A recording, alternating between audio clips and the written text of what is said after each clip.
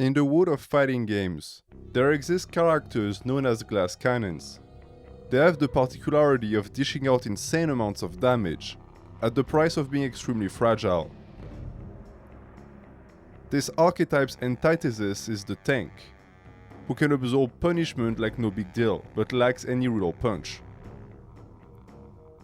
This division of roles within the meta ensures that someone who is virtually untouchable doesn't also steamroll with only a few hits, which would kill any fun the players find in the game.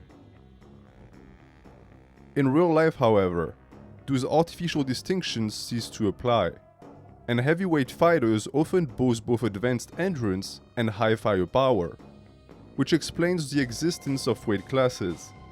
As someone weighing 140 pounds facing an opponent that outweighs them by a ton risks more than just defeat.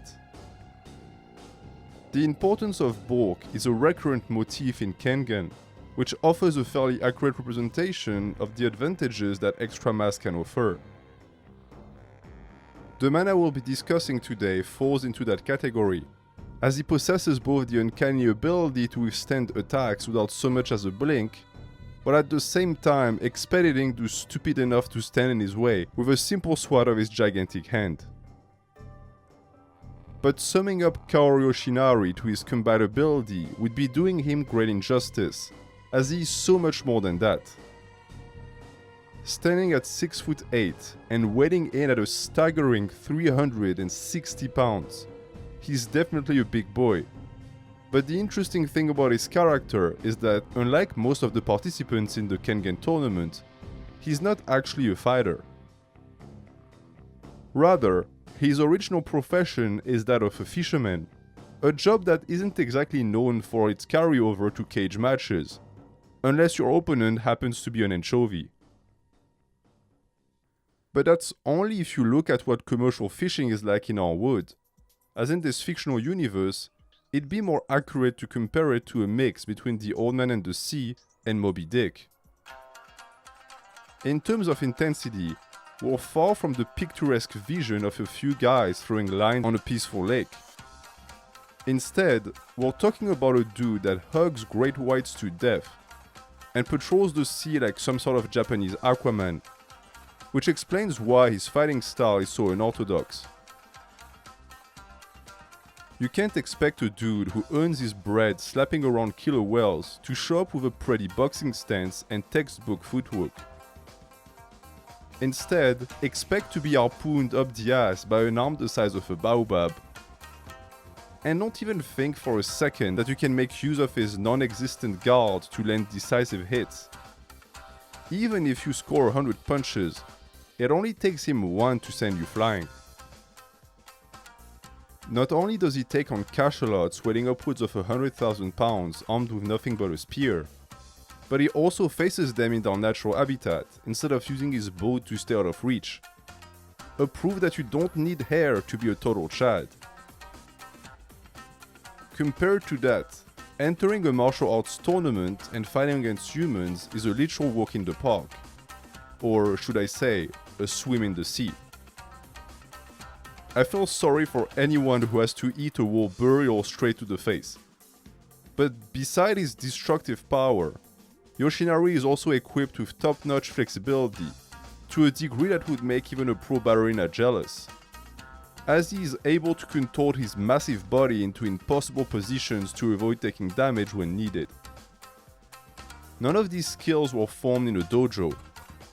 They are all a direct consequence of 40 years spent butting heads against the sea to provide for his family.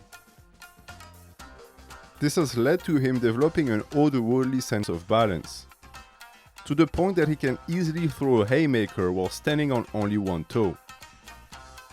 There's probably more muscle in that single digit than in the entire body of your average Naruto protagonist, and more personality as well. This supernatural stability is usually reserved to the deck of a boat, but a strike to the temple was enough to confuse Kaoru's brain into believing that he was at sea, restoring him to his full potential. And if fighting this fisherman is scary enough on land, Having the misfortune to square off against him in his natural element is enough to make you sympathize with how a fish must feel before it is turned into a sushi. For a lightweight, these acrobatics would already be unbelievable enough.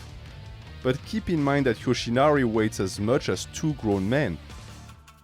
Something that his impressive musculature attests to, as the mix of high body fat and lean mass creates actual ridges on his back and limbs. Forget about bear mode. This is whale mode. But again, it would be foolish to reduce Yoshinari to his specs alone, as the spirit that accompanies his titanic body is just as, if not more monstrous than his physique. The reason why a man of the sea such as himself would enter a martial arts tournament is not to prove that fishermen can fight, Karo being too wise for this kind of childish endeavor. Instead, the motivation that brought him to land is purer, but also of a sinister origin. The perennity of his sea is at stake, and with that, the livelihood of his family and community. The enemy is a corporation from Tokyo that seeks to transform his entire town into a power plant, shutting down the harbor in the process. Yoshinari cannot let that happen. For his people and his home, he is willing to sacrifice everything. And even though this man possesses all the markings of a gentle giant, he will go to any length to protect what is precious to him, even if that means taking the life of a fellow human. Karo has stared into the abyss, and what he saw only made him stronger. It is therefore with his back against the wall that he makes use of that power to destroy his foes. A defeat meaning that he would have failed to protect what is sacred to him, something that this man of conviction cannot tolerate.